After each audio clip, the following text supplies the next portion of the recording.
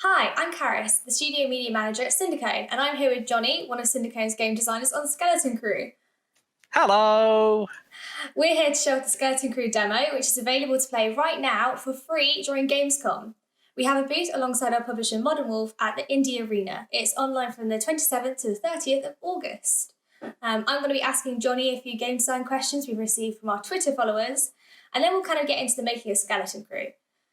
It's going to be kind of weird because the only time where we've kind of done gameplay and spoken over it before is when we're kind of play testing and you don't talk much and I have to tell you what I'm doing.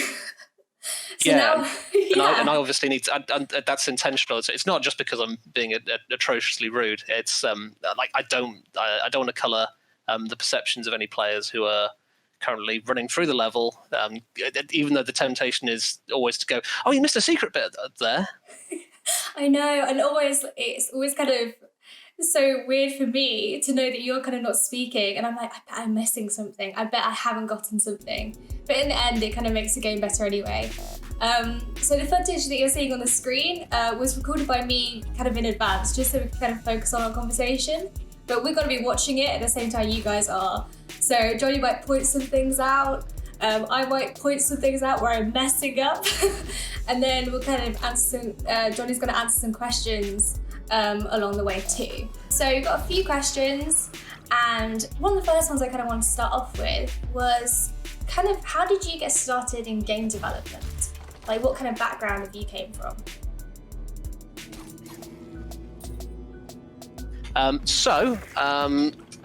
I've been making games for an extremely long time now. I started when I was about 8-9 years old, making like not very good text-based adventures in BASIC way back in the day. And then I graduated onto making not very good Sonic fan games. Well, I made a pretty bad one and then a pretty good one, which is incredibly still in development with a completely different team. Oh, really? Yeah. Oh man, I didn't know that you were like a OG kind of Sonic fan. Like that hasn't been brought up before, I don't think. Oh yes. back in the day. And then with that sort of passion for making games, I did the next logical thing, which was to do a degree in English. Okay, what happened there? I really enjoyed doing English. Oh, fair enough. And it was really close between that and computer science, and I enjoyed doing English. So then how did you kind of make your way back to game development and then eventually to Syndicone? So then when I finished uni, I did a job in a bank, and it was terrible and not fun at all. And I decided to want to have a job that I'd want to get up for in the morning. So I applied to be part of QA at Codemasters, and the rest is history. From there, I got promoted into games design, and then I worked for a smaller indie company before going to do my own thing. And now, I joined Syndicone off the back of they sounded like they were making a really exciting game, and well, they are. It's a mix of loads of genres that I like platforming and brawlers. So yeah. That's really cool. So have you kind of always had a thing for kind of platformers? So I've always been a big fan of platformers. I mean, as previously discussed, was a big fan of Sonic and Mario back in the day. And that's never really gone away. And the big indie revival you had in 2008, 2009 really rekindled my love for that. Games like Braid and Super Meat Boy.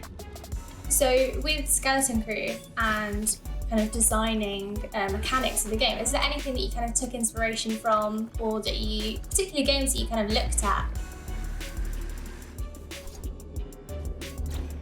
A whole bunch of stuff, and I can answer in part for the rest of the team as well. So I think we've all been inspired by brawlers, especially things like your Streets of Rages. Tank's a big fan of a Capcom side-scrolling brawler from the 90s called Knights of the Round. No relation to the Final Fantasy VII summon.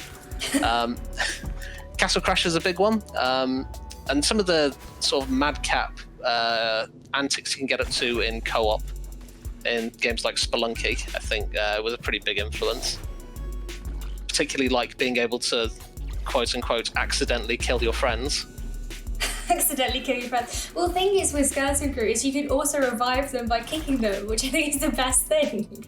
Yeah, it offers you a sort of a chance at a mea culpa. But yeah, I mean, we've also taken, I think it's safe to say, some inspiration from D&D. I think most of the team is either playing or involved in a D&D campaign, and I think that fed a lot into the world building. Yeah, I mean, when I first started, I had maybe played one or two kind of campaigns here or there before, but I wasn't super into D&D. And then I think the first bit of advice Tank gave me was, start playing D&D more, you'll completely understand kind of the game and kind of what we're aiming for from there. So I think if anyone out there is kind of fans of D&D, they kind of want to get that vibe from what they're playing, they're into platformers, you'll love this because it's silly, but then you've also got little bits of lore in there that you definitely pick up on and really enjoy. Indeed, I think that's a big credit to Michael Conrad, our writer, who's he's a big fan of D&D, and he's amazing at world building. Every time we get some new dialogue from him, the whole team's really just loving the additions made to cutscenes. So, moving on to another question.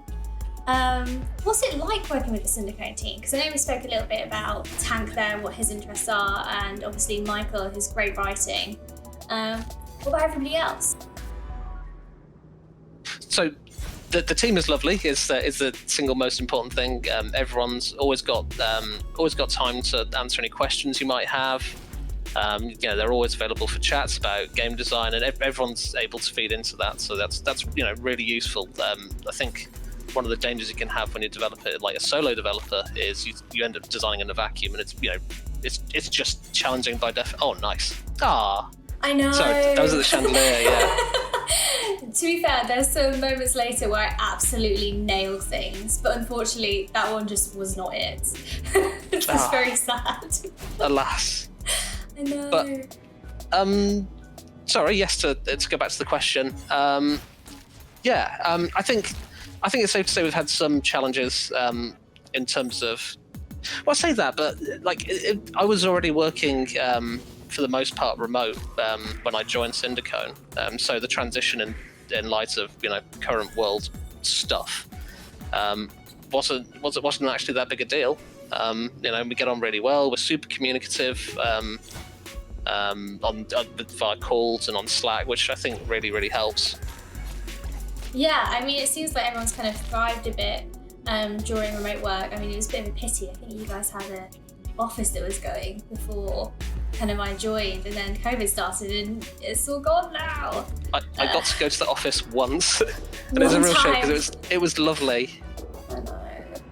But I guess kind of onwards and upwards, and kind of the benefits. It's kind of sad to say kind of the benefits of COVID in the situation we're in, but it's true.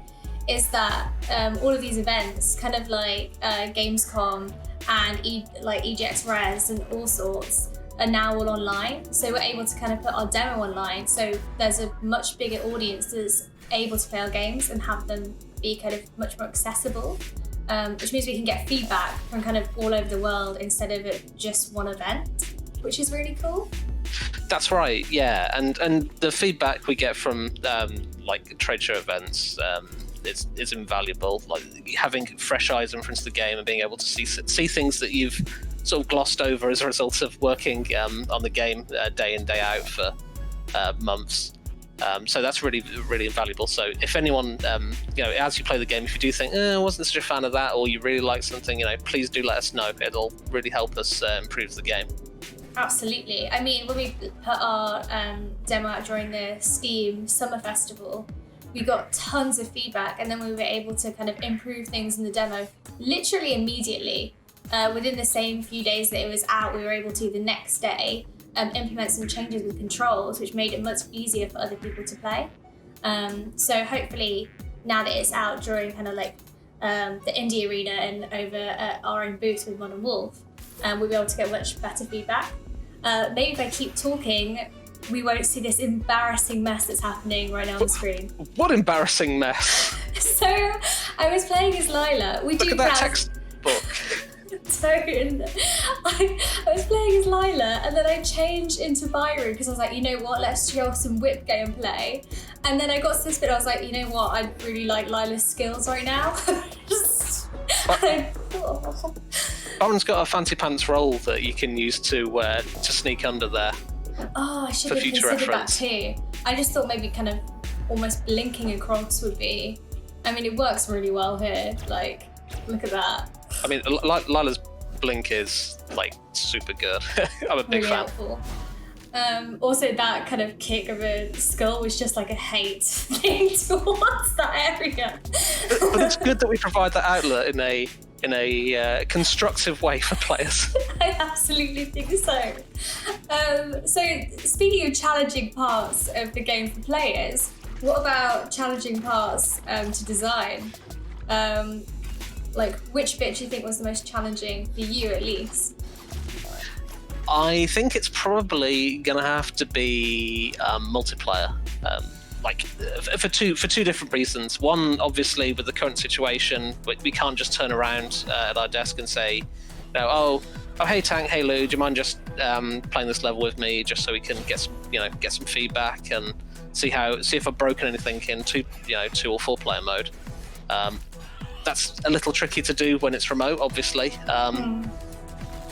But also just in terms of like trying to anticipate how multiple players will approach the problem. Like, there might be a way to sneakily break a puzzle by kicking a player into it or past a gap. So we've got to try and really think about all those different possibilities. And I have no doubt that there'll probably be a speedrunner somewhere who will find bits we missed.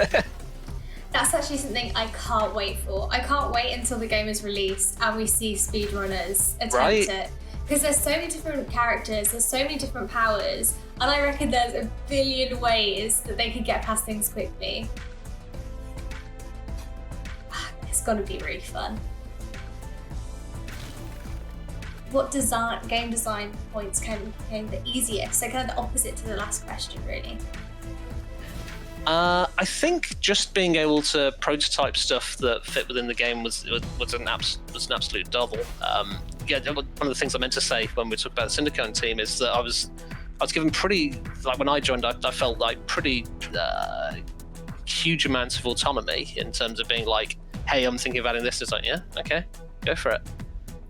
It's less of a problem in general for indie teams, but I don't think I've ever experienced that in any other indie team I've ever worked at. So just being able to prototype stuff and see if it works or not was really gratifying. And I think it's led to a lot of really cool mechanics and features that you're going to see in future levels.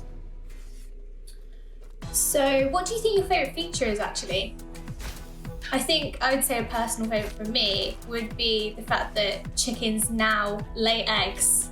So if you take them with you, they're beneficial to you because you can raise your health. Right, and you can get extra jump power with them, which I think you can. I think that's in this demo. I think you can experiment with chicken flight. You can. I don't know if I've done it already in the game, but I definitely do it at some point during this playthrough.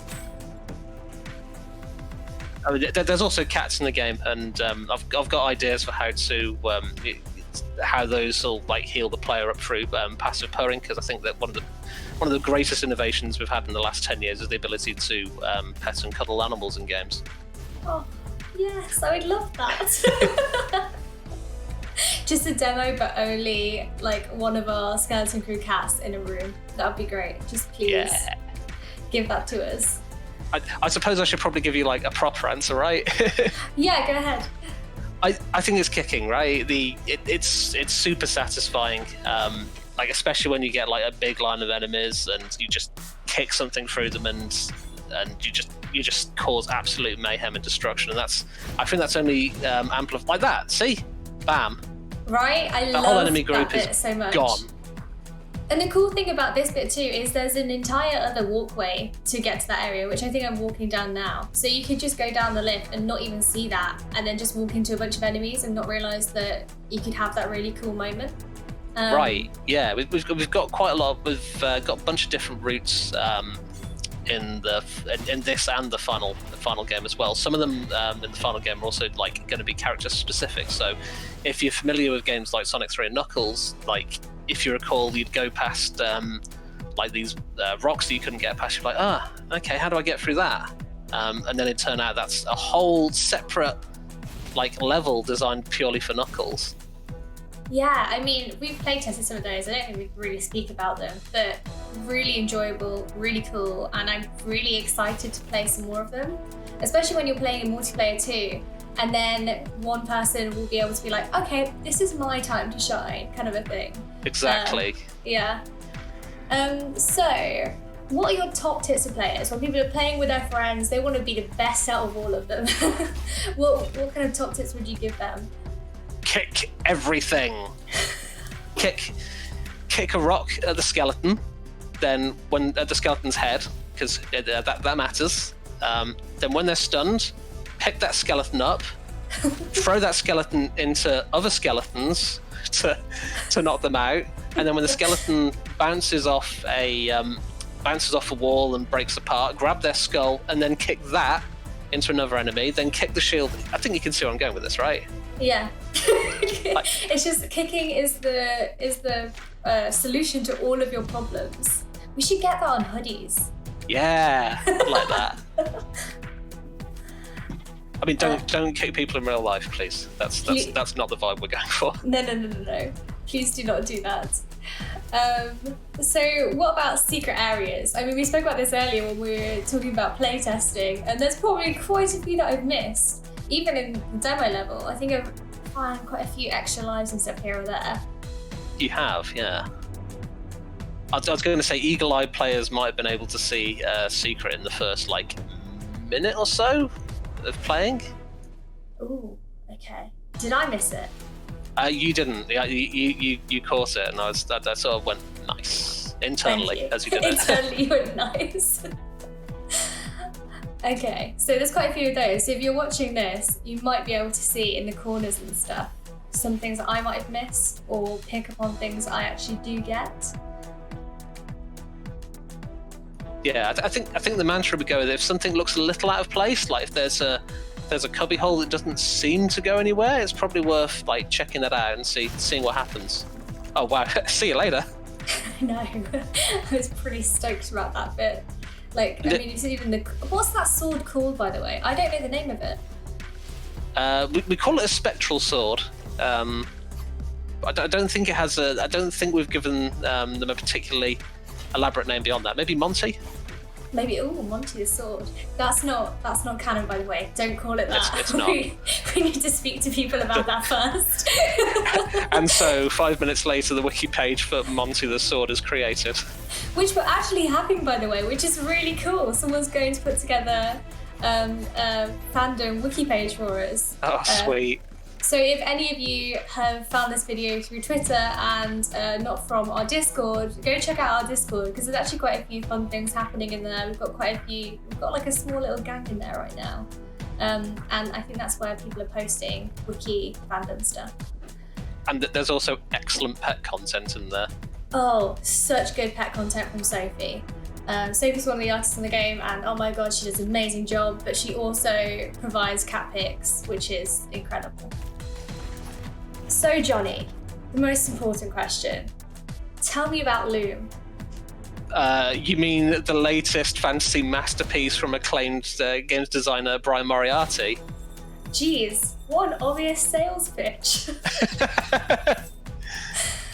This is in reference to Twitter, where I said, ask me about Loom. Or Skeleton Crew, I guess. Yeah, or Skeleton Crew. I can unironically talk about Loom. I think it's brilliant. Go ahead. I mean, did you get kind of inspiration from that? Is that kind of where an interest in game design kind of came from? I guess it's kind of narrative, really. Yeah, I mean, one of the things I did when I was playing that game is it's got like some of the best EGAR, which I know it sounds like a veiled criticism, but considering the technology they had at the time, it was like when you saw those graphics in 1989, it was just absolutely mind-blowing, and that inspired me to draw these really these really lush landscapes and go, I want to put this in a computer game one day. So I think that certainly helped. And there's an interesting talk done by Brian Moriarty, actually, where he talks about how Loom was criticised at the time because you couldn't die. Like, you're put in very perilous situations, but like no matter how badly you try to play the game, you can't kill Bobbin Threadbare. Spoiler alert. How dare you? This game has been out for years. What if there's new people coming into it? but he said he was really proud of that. He wanted people who weren't necessarily into the adventure game genre to play it, and a lot of he said he quoted a magazine article back at them where he said this game is perfect for beginners and children. And hey, I was a kid. I really enjoyed it. Yeah, that's fair. That makes sense. That's kind of going back quite a while to kind of the start of you being interested in games and kind of the mechanics that you liked from back then. Say back then. To you, what's the most important game mechanic of the past 10 years? It's a large question, I know. That is a good question. Can I cheat a little? You can cheat a little. So I think it might be like I guess there's more a collection of different game mechanics, but I think it might be, especially in the last 10 years, we've seen a really positive push for accessibility features in games, and I think this generation especially, studios have become really aware of it, and they're trying to make sure as many people as possible can play their games. And I think that's fantastic. Kind of caught up on me with these goat men. I hate the goat men. I'll tell you that now. I think they're one of the trickiest people for me to get past in this game. As level designers, we definitely haven't placed any near ledges to shove you off if you're not paying attention. You know what? Then I don't feel as horrible about the next thing that I do then in this game. So if you keep watching on the screen, you'll see the next one. I think you know the setup anyway. It's going to involve that pole arm and stabbing them. Oh no, yeah, this bit, yeah. Yeah, this bit. So, talking of monsters, what's your favourite Skeleton Crew monster? Which one do you think is the most difficult to beat as well? So 2 questions, your favourite and the most difficult to beat.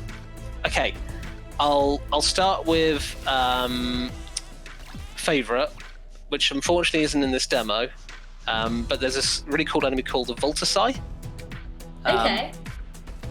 That might have, if you play games like Doom or maybe D&D, might look a little. You might be able to see some inspiration there. But it's an enemy that opens its eye, and if you don't jump out of the way of that beam, you're going to become stone.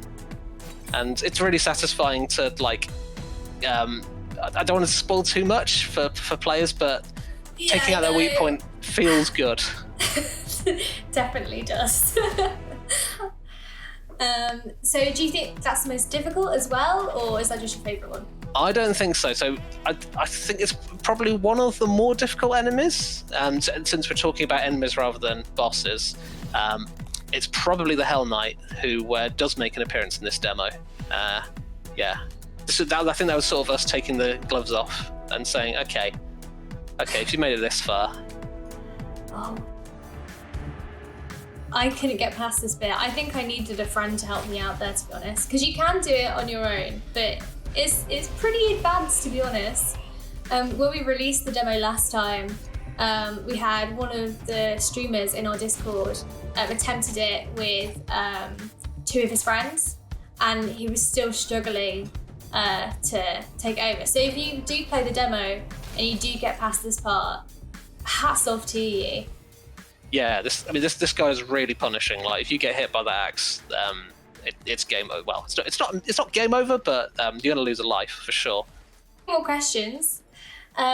Which of Modern Wolf's other game demos are you looking forward to playing during Gamescom? I've got my eye on Necronator. I'm a big fan of deck building games, both physical and digital. So stuff like your Slay the Spires, Monster Trains, Seven Wonders, and I'm really interested to see how they do that with an RTS twist. So I'm hoping to give that demo a nice play. Yeah, I definitely recommend to anyone after checking out Skeleton Crew, taking a look at Modern Wolf's Discord. Seeing the games that they have on offer. If you check out our Twitter, or if you're following us on Twitter, you'll be able to see Modern Wolf's tweets will be on there too. But I think they have 6 games. I believe it's 6. Correct me if I'm wrong. That they also have demos out. So you've got like a whole 3 days of play there to get through, which is really awesome. So kind of one last question for you. What are you most excited for players to experience when Skeleton Crew is released? I think I'm looking forward to watching people on YouTube and Twitch and other video platforms, sort of discovering all the little secrets we've hidden throughout the game. There's a huge amount of content, and like there's a lot of replayability in all of these levels, and I think there's going to be some stuff that is going to be hidden for some time, but we'll see. Players are an enterprising bunch, and I'm just looking forward to like silently cheering as players find out what you can do with the altars, and find all the hidden spirit orbs we've got hidden around levels. And yeah, I've dropped a few hints, but yeah, there's a lot of stuff to find. Ooh, there's some hints in there, guys. Analyze it. And I mean, when it comes out anyway, and people are seeing this kind of around then, perhaps maybe in the great future when the game is released. Definitely just kind of pop into the Discord, talk to the team, see if maybe they'll drop a few hints. That would be really cool. Bribe us with cat pics and we'll tell you anything. Oh my god, bribe everyone with... You'll get everything out of the team if you bribe us with cat pics. That or like goth animals. We love goth animals. There are so many cool ones that I didn't even know about until I joined the Discord. I know. So it's an educational zoological experience as well. How many Discords can say that? Bam!